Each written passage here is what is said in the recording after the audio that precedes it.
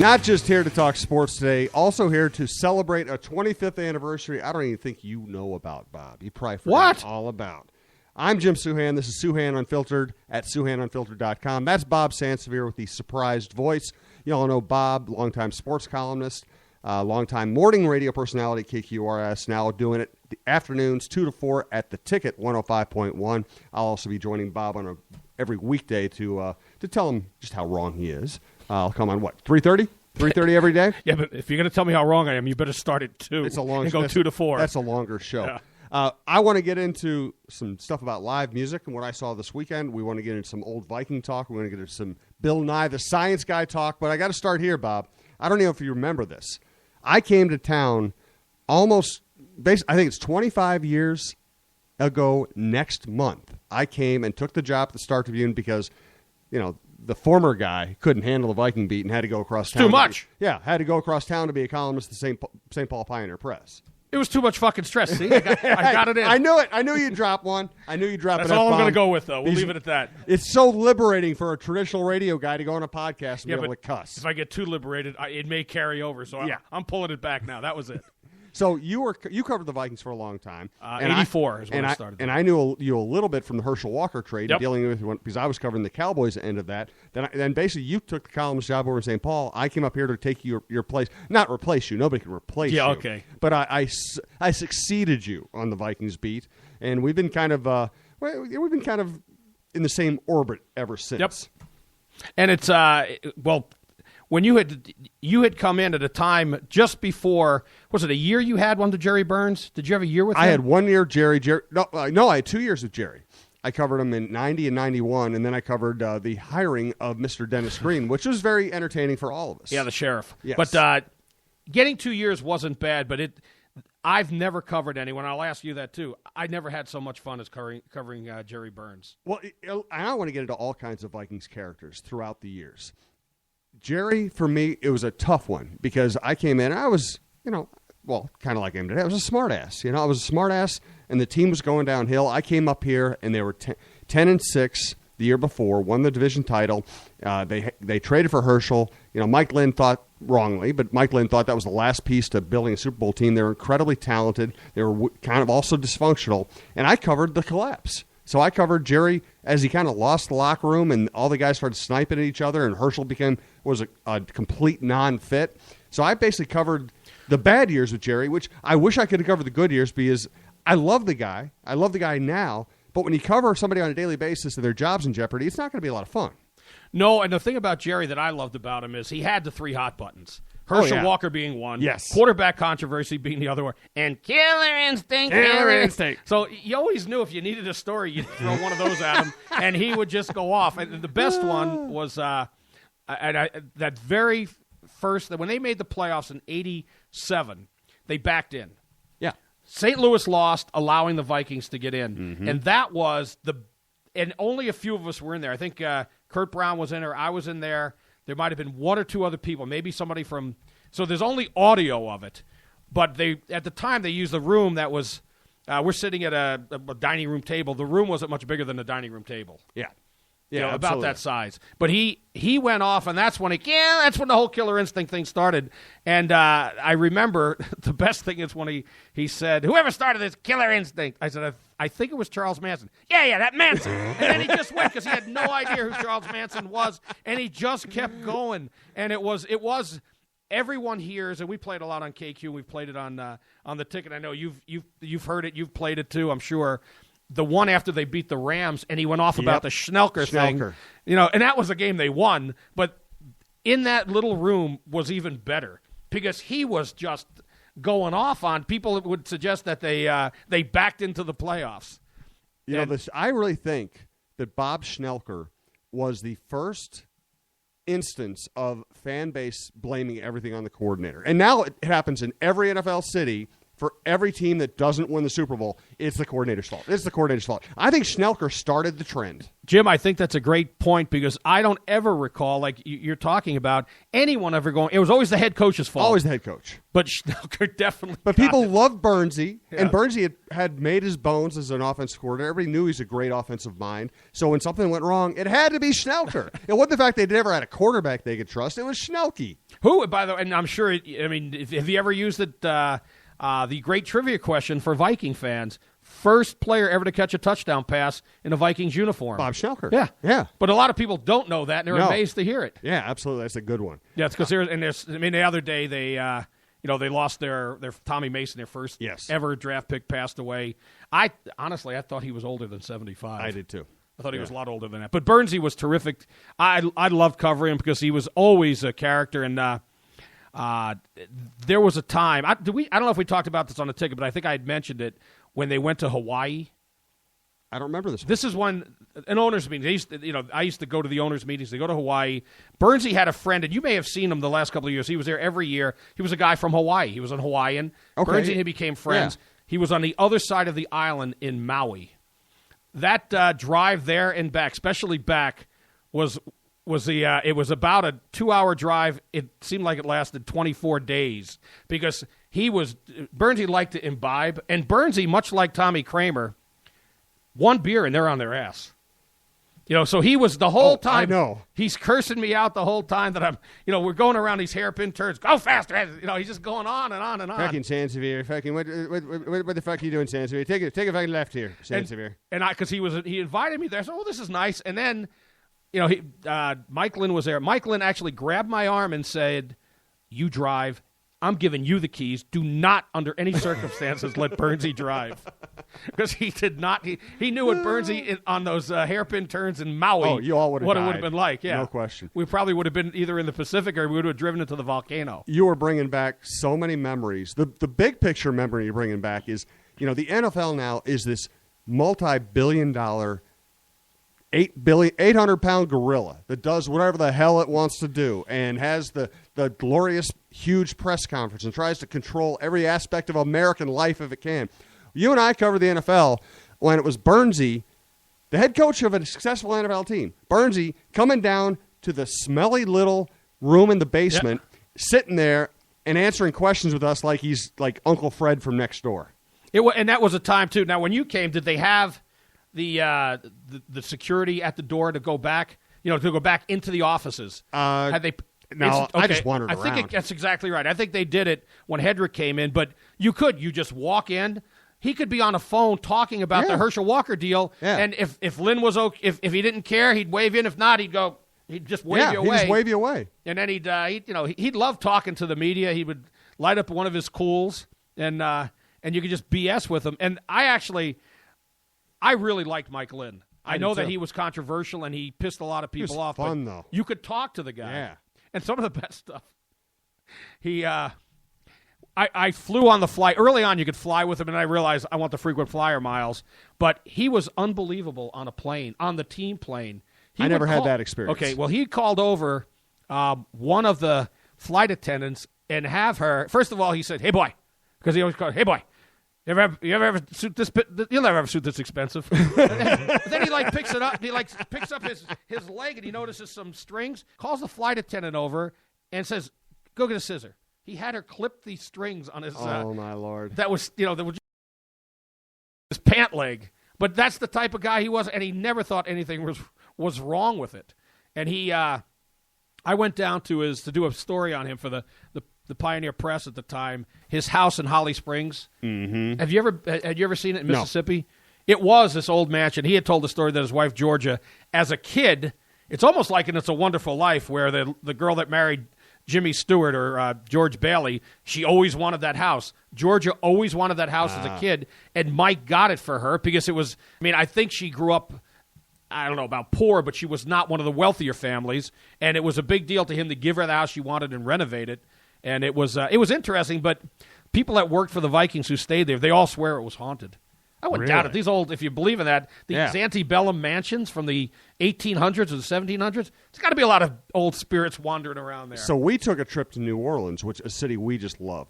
We love going down there. We love the food, the atmosphere. Yep. So we go down there, and Stacy says, let's take one of those haunted house tours. I'm just not big into that, but I'm not really, I'm agnostic. I'm not into it. I don't disbelieve it either. I just don't know.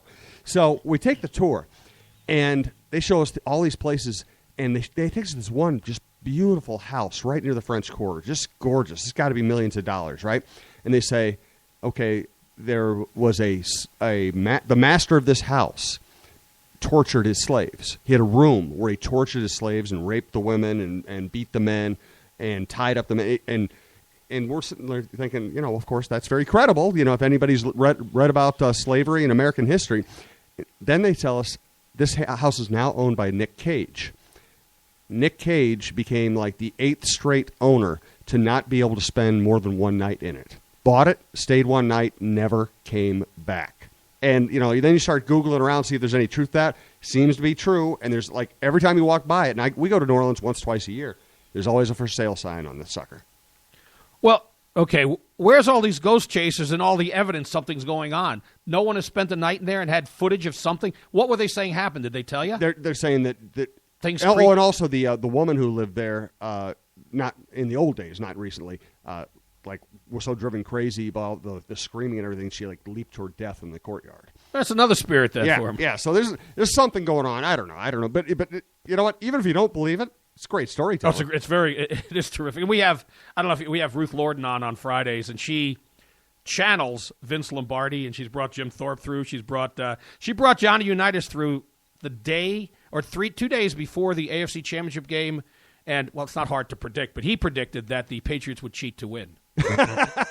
So Johnny U had it nailed. Way to go, Johnny U. I will tell you this story about her bringing Lombardi. This goes back to last year. I was doing a show with superstar Mike Morris, and Ruth has Lombardi come through. And Lombardi, we asked, the Vikings are playing the Packers, so Packers will win? No. Well, the Vikings will win then? No. And he left it at that. That was the tie game. Oh, man. All right, maybe nothing to that. However, here's the other interesting thing. Another time, Lombardi comes through, and he starts talking about, well, the Super Bowl trophy ever going to be here? He says, it'll be here in 2018, but they don't take care of it. They need to take care of my trophy. Because he said it needs to be on a marble. He doesn't like the way they treat the trophy. But several months later, they got the 2018 Super Bowl. Holy hell.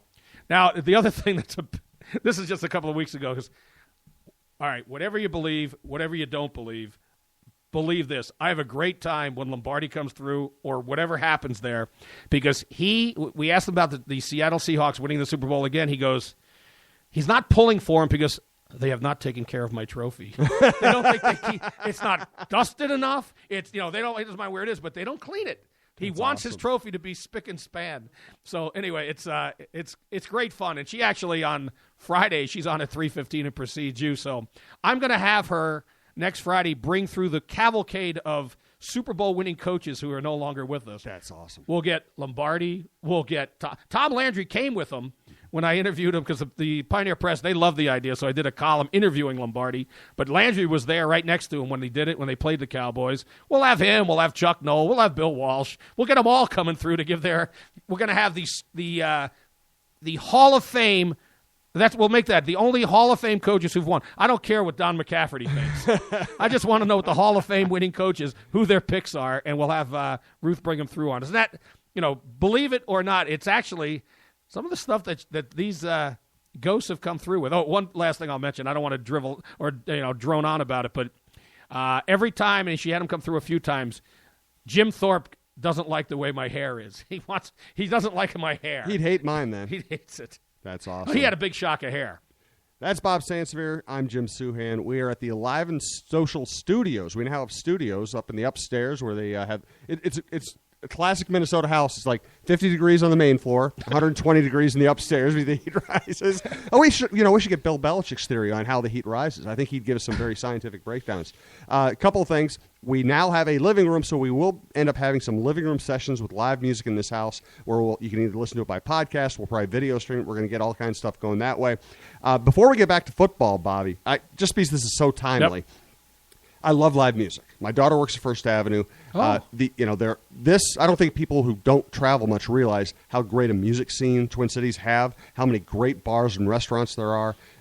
First Avenue is like the best of its kind in the country.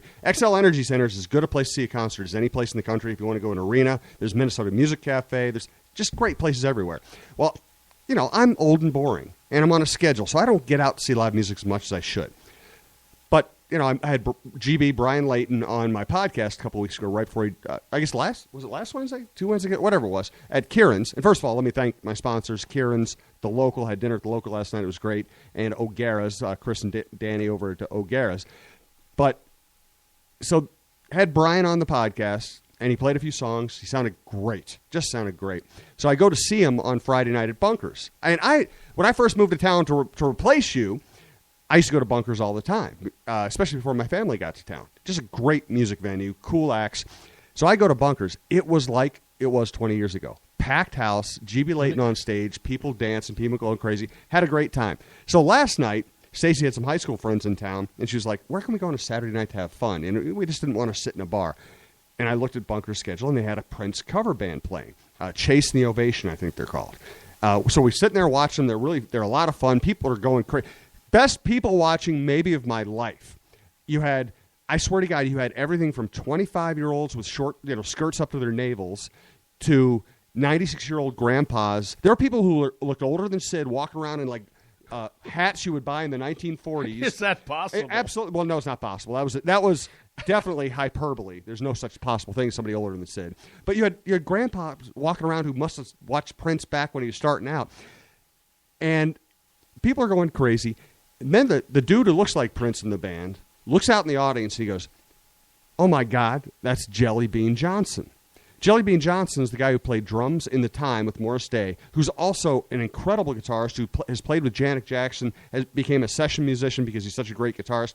Jelly Bean Johnson is wearing, like, this huge maroon suit. Again, something you see somebody wearing in the 40s. It's like all maroon. He's got the red ruffled shirt. It's like a zoot suit. Knotted up zoot suit. There's a zoot suit. Matching red fedora with the band on and everything like this. He looked like he walked right out of Boardwalk Empire. He really did. So the dude in the band says, you got to get up here. He walks up there, grabs the guitarist's guitar, and wails like Jimi Hendrix for like half an hour. Oh, that Just was great. Freaking kills it. So my grand point in all this is we should all get out and see more live music because you never know what the hell's going to happen. And I'm sure he didn't want to be called up. That's why he dressed to blend in.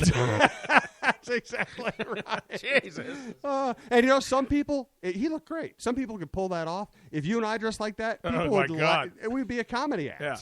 I want to get back to another Burnsy story because that's one thing you and I are able to talk about. Common other ground. people just don't, and a lot of people just don't even remember or didn't have access to. So we were talking about Burnsy and drinking. One year, Mike Lynn liked to take the team down to Tampa before they played the Bucks. And this is back when they were in the same division, so it was a yearly trip. And Mike Lynn said it was to acclimate his team. Mike just liked going down to the South and getting warm for a week. So we're down there. Vikings are practicing. We're all staying at the same hotel. And I think it was Merrill Swanson was the PR guy back then. Goes, instead of doing just the typical stand on the field where Burnsy's been out here sweating for 3 hours and doesn't really want to talk, let's do something, a little more informal at the hotel. I said, how about this? Let's get Burnsy up in my room and I'll buy beer. And Merrill said, that would work. So we get Burnsy after practice. Burnsy comes up to my hotel room. We set him up with a little chair and everything. It's me and Greg Wong from St. Paul Pioneer Press, longtime local sports writer. And I have filled the bathtub with beer and ice. And there's a lot in there. And I think I might have had one, but I still had writing to do, so I didn't drink much. And Greg might have had one. But Burnsy sits down. I hand him a beer. His face lights up. That look. Oh, yeah. I am very happy Burnsy look on his face. His face lights up. He starts telling stories. going back with Bud, going back with Francis. You know, he always called Fran Tarkenton Francis. We need a guy who's going to make that play like Francis. I need a guy who's like Francis. I don't know why people get on Alfred. I love Alfred. How can you get on Alfred Anderson? I love Alfred Anderson. If you need, of course, Alfred Anderson's famous for if you needed a yard on third down, he'd get you half a yard. So Bernsey gives us the best hour of storytelling I've ever heard in my life. And every 5 minutes, he's getting up, going to the bathroom, taking a pee, grabbing another beer, and coming back. So it's like his own commercial breaks. One time he gets up, he says, "Excuse me, boys, I got to get another beer." Goes to the bathroom, looks in the bathtub. There's no more beer. He walks out the door and says, "Sorry, boys, when the beer stops, the bullshit walks." And he just leaves. He left. That is classic. Yeah. Oh, he is.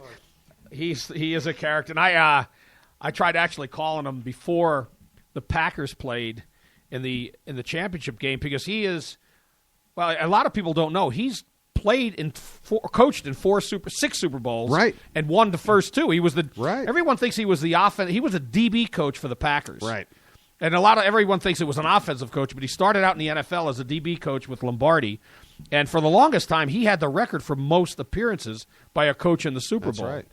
At 6.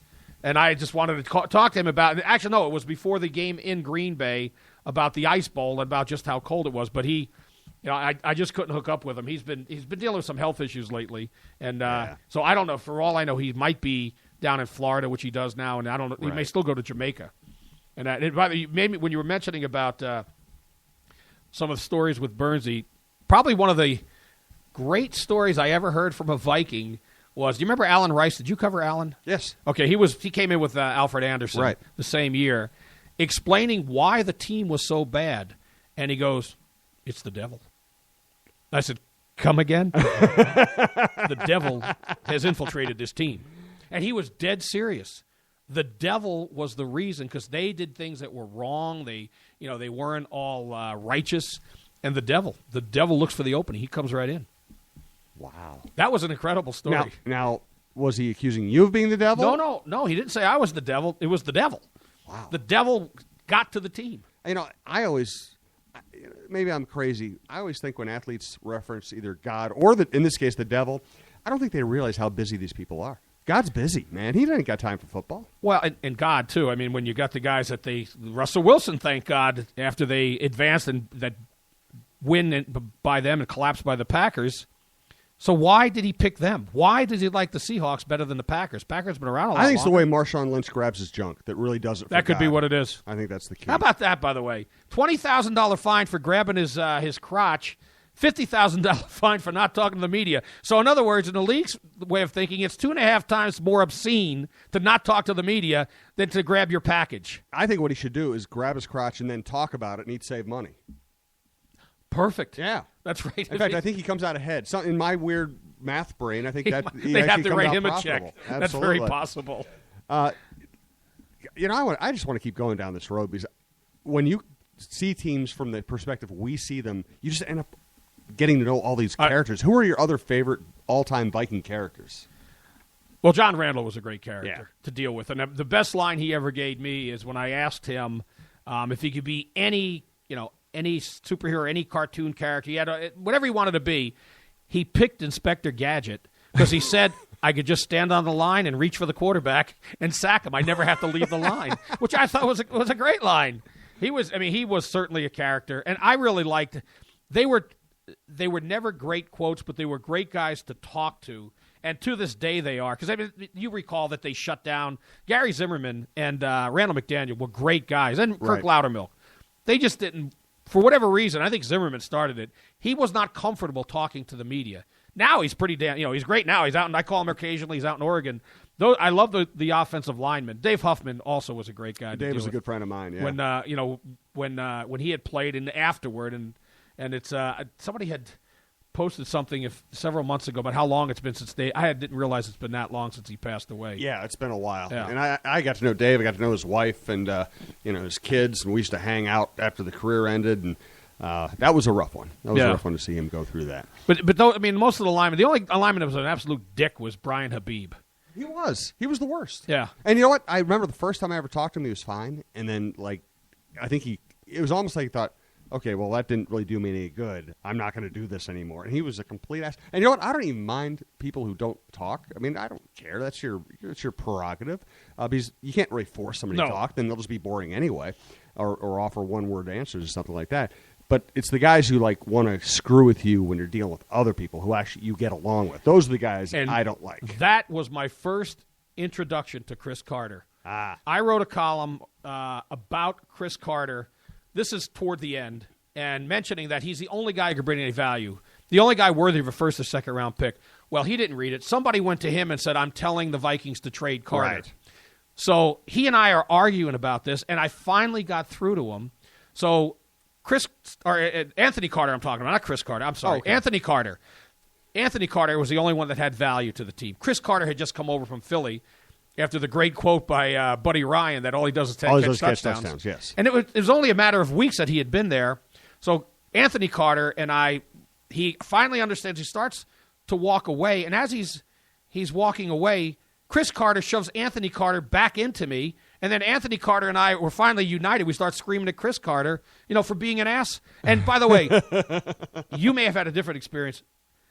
It is unanimous. The media that I know, and you may be on this list too, I've never asked you about it, and teammates, the biggest ass to ever come through Winter Park. People hated Chris Carter. It's remarkable. I'm going to go backtrack. I'm going to give you my John Randall and my Chris Carter memories.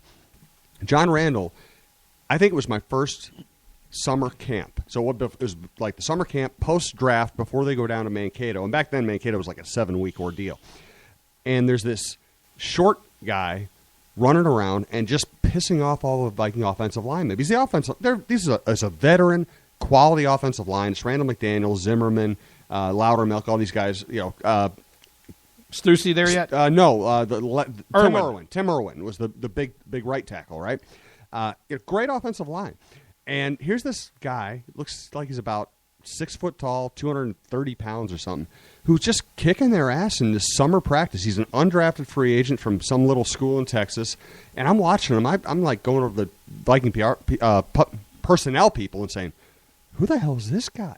And because all the offensive line are cussing him out because not only is he beating them, he's playing his hardest on every play. And these guys don't care about this shit. Yeah. It's summer.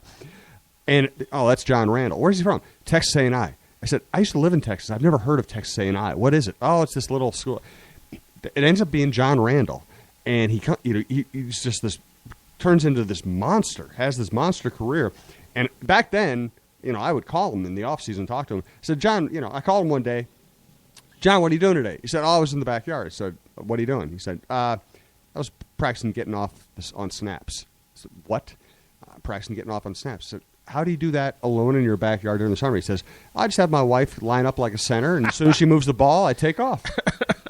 That was Johnny Randall. That sounds just like him, too. Yeah. Now, Chris Carter, I have a very complicated past with Chris Carter because when he first got to town, I wrote the same thing everybody else did. You had to provide the history. And since nobody would say anything on the record, you also had to kind of interweave the idea that this guy might be a substance abuser. I mean, he did, and later he would admit it and talk about it. So he was a jerk right away, but then he also played his ass off. And on a team that looked like he just didn't give a damn anymore at the end of one of those seasons, there's Chris Carter out there just trying to make every play and throwing every block and laddering the ball back. He's just obsessed about winning. And so I kind of liked that, even though I didn't really like his personality. His first full training camp, he comes in, and I watch a couple practices. I say, this guy's going to lead the team in receiving. This guy's he's going to be the slot receiver on a quick passing offense. He's got great hands. He looks like he's learning the offense. This guy's going to lead the league in receiving, which Anthony Carter got pissed at me about, by the way. And so I go up to Chris after one practice and said, listen, let's we haven't gotten off a good start. Let's sit down and talk. He said, all right, I'll sit down. And I'm going to tell you my story. And if you write it the way I think you should write it, we're going to get along. If you don't, I'm going to punch you in the eye. I said, all right, I'll take that chance. So, and it's the old days of Gage Hall, So we sit down in that little lobby area to talk. And he tells me, basically, he spells out, I was a drunk. I was doing drugs. It's not Buddy Ryan's fault that he cut me. It's my fault that he cut me. I got my life on track. I'm going to be a great receiver. And I see him the next day. He goes, okay, I'm not going to punch you in the eye. But I actually got on great with Chris when I covered the Vikings, through the end of the 92 season. Got on great with him. And Chris, for some reason, again, we hit it off. There were a couple times he was negotiating a new contract with Mike Lynn. He would walk out of Mike Lynn's office and call me and tell me what the numbers were. He loved you. Yeah, he loved me. That was the first time around. Then I left the Vikings beat to go cover the Twins for 5 years. I came back to help cover the Vikings during the 98 season because we knew they'd be great. And Chris and I got along okay at that point, but it wasn't the same. It was like we kind of broke in whatever bond we had. So that's my Chris Carter story. You are one of the guys who did get along with him, but there were, and I only have snippets of when he would be an ass. Actually, he and the other guy who was so hot and cold was Robert Smith. Yeah, because he was brighter than all of us. Well, at least he thought he was. He was brighter than us. And it's funny you bring up Robert Smith because all of the people I know who know Robert Smith like him and think he's a really good guy. I think a lot of his teammates liked him. I think he was a good teammate, which is kind of one of the big tests in this business. Are you a good teammate? Yeah. So I don't think there's anything really wrong with Robert Smith as a guy, but I personally couldn't stand him because he was always trying to do the I'm smarter than a football player thing. And I kept on saying, I get you're smart. I get you're an intelligent guy. I'm not doubting that. But you're trying to act like you're a freaking, molecular scientist. You play football for a living, and you haven't gotten your college degree. You're talking about wanting to go be a doctor, but you haven't taken any steps toward being a doctor. And now here, what happens? He plays football. He has a brief break, and he comes back to ESPN as a college football analyst. He's not smarter than everybody else. He's a football guy. Did he ever get his degree, I wonder? I don't. Probably not. I don't think he did. Well, maybe he did. But he's too smart for college. There's no evidence that he did. So listen, he might be a smart guy, but the idea that he was smarter than everybody else was a little off-putting. I never disliked him, but I know that it was always like you almost had to tread a little lightly when you talked to him because certain things would put him off. Yes, absolutely. But Carter was just here's how I would describe him. There is nobody that I would want more to catch the ball for me on third down. No doubt. But he could just be an ass if he would just have played the game. And one of the best things about him, too, because I remember when Randy Moss came in, he disavowed anything of being a mentor. I'm not his mentor. But he was. Well, now he tells you how much of a mentor he was. It was unavoidable to be, but at the time he didn't want to be known as his mentor. Yeah, but I remember doing my first couple of big Randy Moss stories after they drafted him. I went to Rand, West Virginia. I kind of went to the hometown. I talked to all the people who knew him, and they said Randy's down in Florida working out with Chris Carter. Because he had his camps there. Chris just didn't want to have to talk about it, but Chris did a lot for that guy. He and Randy though something happened along the way because if you'll recall, when they had Chris Carter's the Hall of Fame ceremony, the only one who showed up was Jake Reed.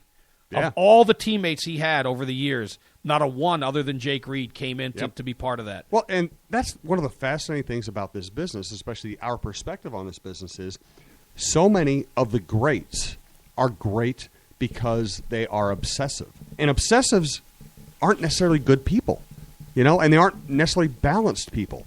But Chris Carter, I remember talking to Chris at the end of his career. He had a staff of like a dozen people. He was employing himself to get every last ounce out of his career. He had a chiropractor, nutritionist. This is back before people used chiropractors and nutritionists. This is like on the cutting edge of this development. He had multiple personal trainers. He had a yoga person. He had a sports psychologist. He had like a dozen people on his personal payroll because he wanted to get every last catch he could out of his career. Well, that's not normal. It might not even be wise, but that is what is endemic to so many of the greats is they are obsessive personalities. He's the first guy, you got a computer in front of you that had a pill box about the size of your computer with like 24 to 36 slots in it for his different supplements. And I will say this, I hope that his son, Duron Carter, signs with the Vikings. Me too. Because I just want to see if this kid is what his former teammates said. Right. The biggest cancer on a team. This is from one of the small colleges. I think it was a community college he went to. Because I can't imagine he can be that bad now to put up the numbers he put up in Canada. Right. You got to believe Chris has tried to kick some sense into him at some point too. It probably is. This is probably the kind of kid who will probably benefit from having failed and having somebody reject him.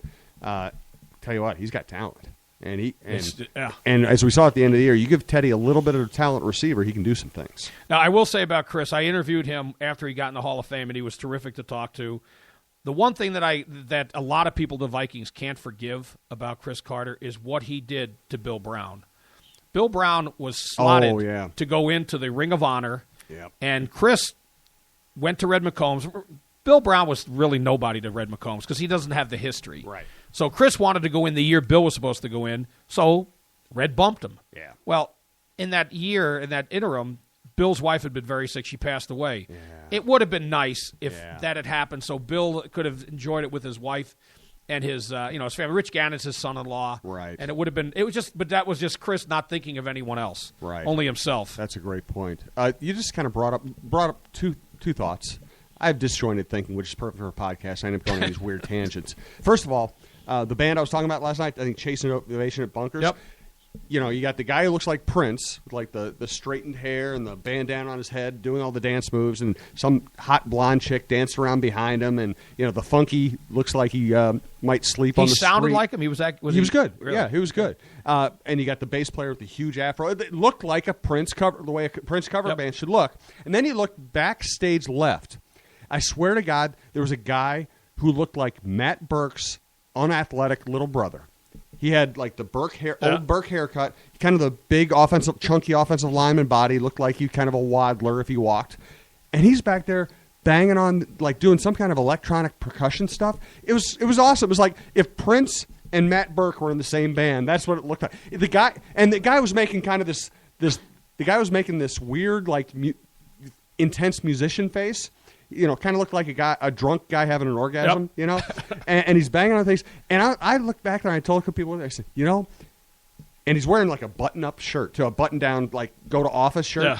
I said, that guy looks like he's sitting at home on a Saturday afternoon, and he tells the wife and kids in Lino Lakes, you know what, honey, I'm going to go out I got to eat some milk. And then he sneaks out to the Prince cover band and bangs on the freaking drums. Is this common? I never heard about that. They have guys behind the scenes helping with the sound because they don't want to. No, this guy was actually playing percussion.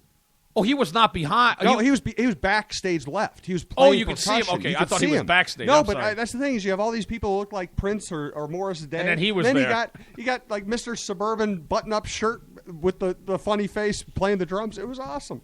That was my weird tangent. The other thing I wanted to get into is it's kind of a little-known story in Vikings history, and I'm not even sure if I'm supposed to talk about it because I think people have kind of told me in confidence before. But what the hell? Let's talk about it. The Winnebago?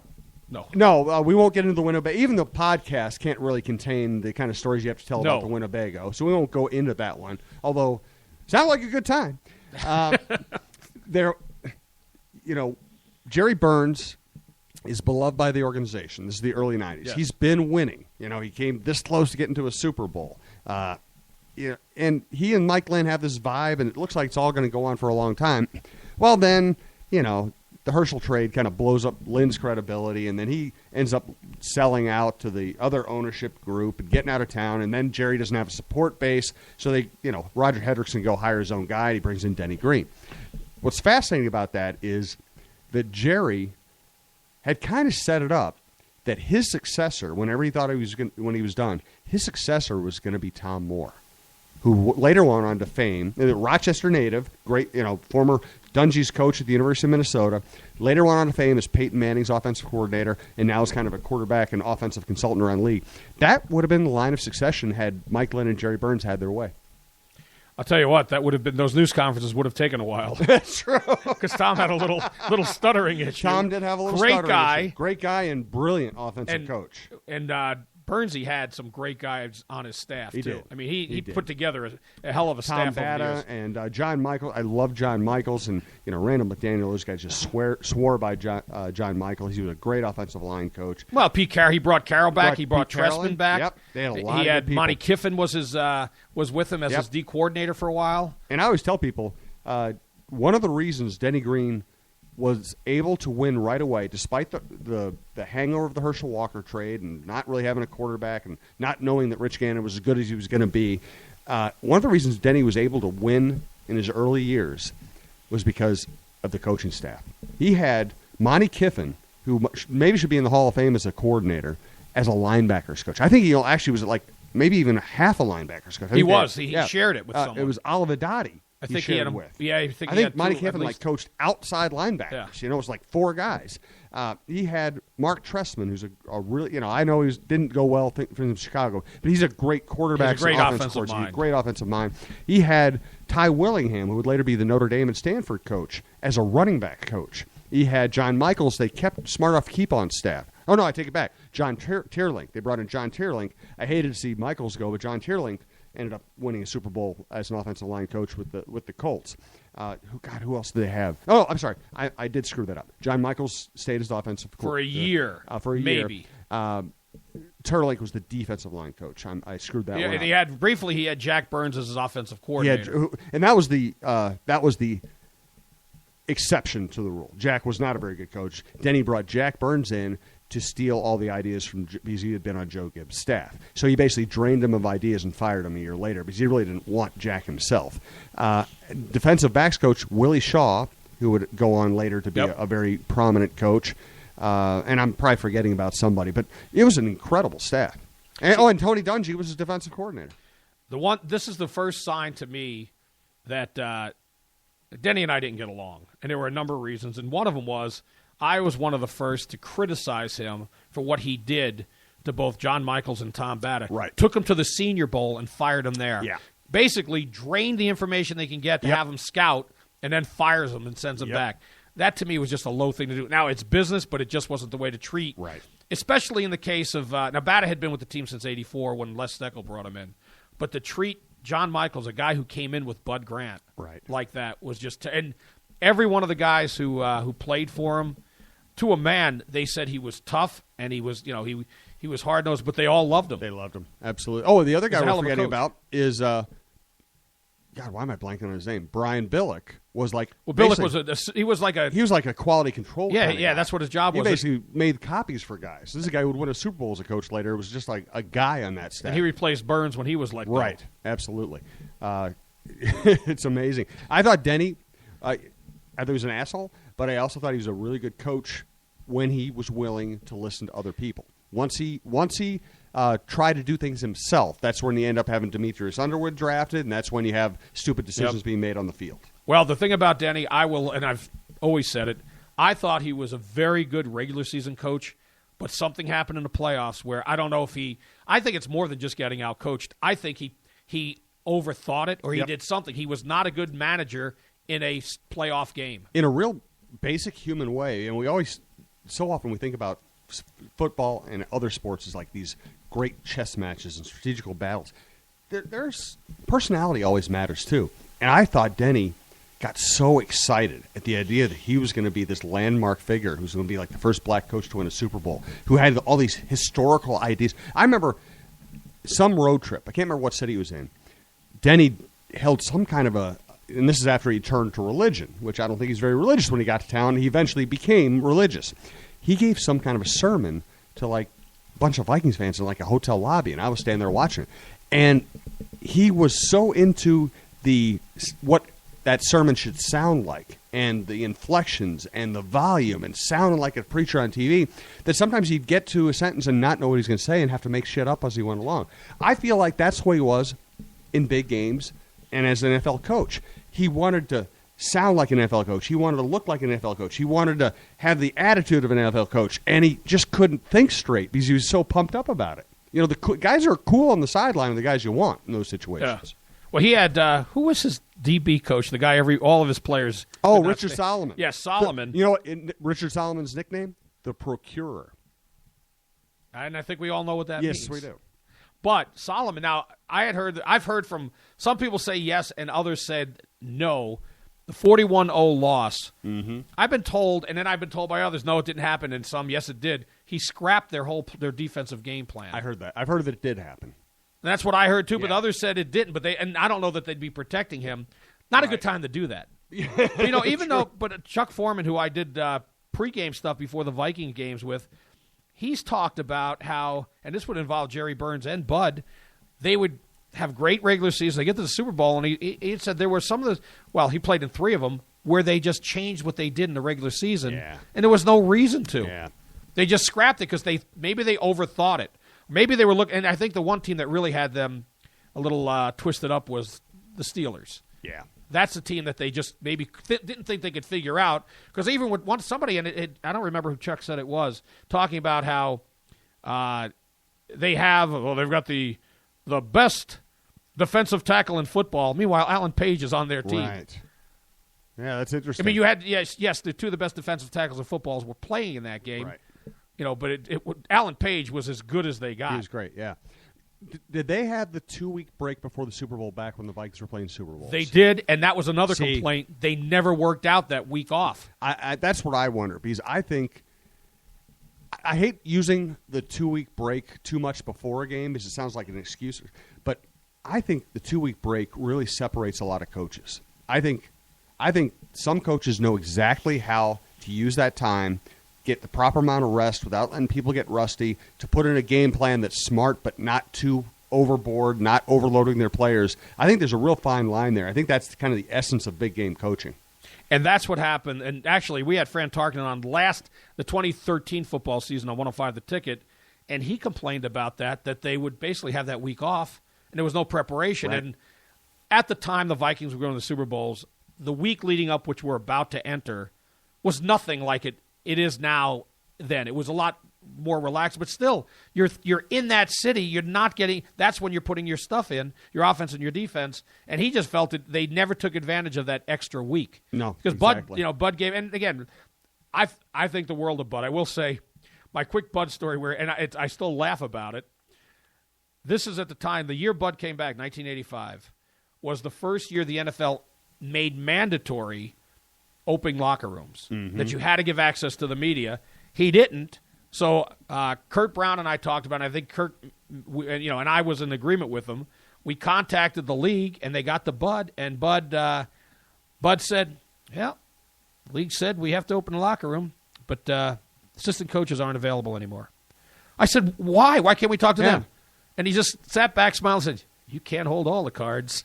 That's so Bud. God, that's so Bud. He had to control some. But I do think the world of Bud. I get along great with him. But, I mean, all coaches have these control things. Absolutely. You don't become a head coach in the NFL if you don't. Exactly. One of the first podcasts I did for this, the Live and Social Network and SOUAHN-UNFILTERED.com was with Mike Grant.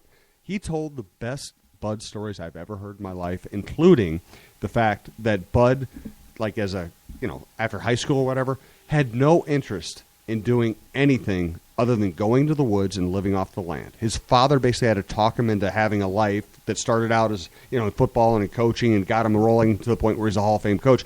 Bud never wanted to coach a football game. Bud wanted to go just be Grizzly Adams and kill shit and eat it.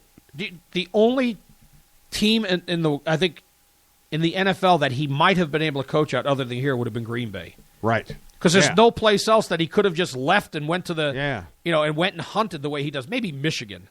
Maybe Texas. It's hot, but there's a lot of open spaces around Texas. And Texas, you can just shoot shit on the street. Now, duck hunting's big down there too. Everything, you're just shooting stuff. Well, then there. Yeah, but there weren't a lot of places he could have gone, and it would have worked because he loves the outdoors. Oh, absolutely. I mean, I don't know if he does now, but his cabin in Wisconsin, he never had a phone in it. If you wanted Bud, you had to call the general store and talk to Sam Drucker.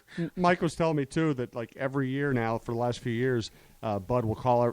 They'll go up there for the holidays or something. They'll go up to the cabin, and Bud will call all the kids in the room and basically say, "Well, this might be it for me, so let's make some plans." Basically, people start crying and stuff. It's like, "Well, I'm about to die, so let's make some plans here." He's just so crusty. No, he and Bernsey both are pushing 90 now. Jesus, yeah. They're both in there, I think 87 or 88 are in that range. Wow. And Bernsey's still so much fun to talk to. Bernsey, the only difference with him when you see him now is he's a little grayer. Yeah. There's he looks exactly the same as when we covered him. Well, he looked like he was in his 80s when he was in his 20s. Exactly. That's my secret. I've looked like I'm 55 for 20 years. Eventually, I'm going to look young because of that. I'll eventually catch Jim, you look no different than you did 25 years ago. I do have less hair. I've seen the pictures, believe me. That's the funny thing. Sometimes, the local team that gives you the ID, the pass, they'll accidentally have like the 25-year-old picture on it. I swear to God, I've almost gotten rejected going to some locker rooms because I do not look like that guy anymore.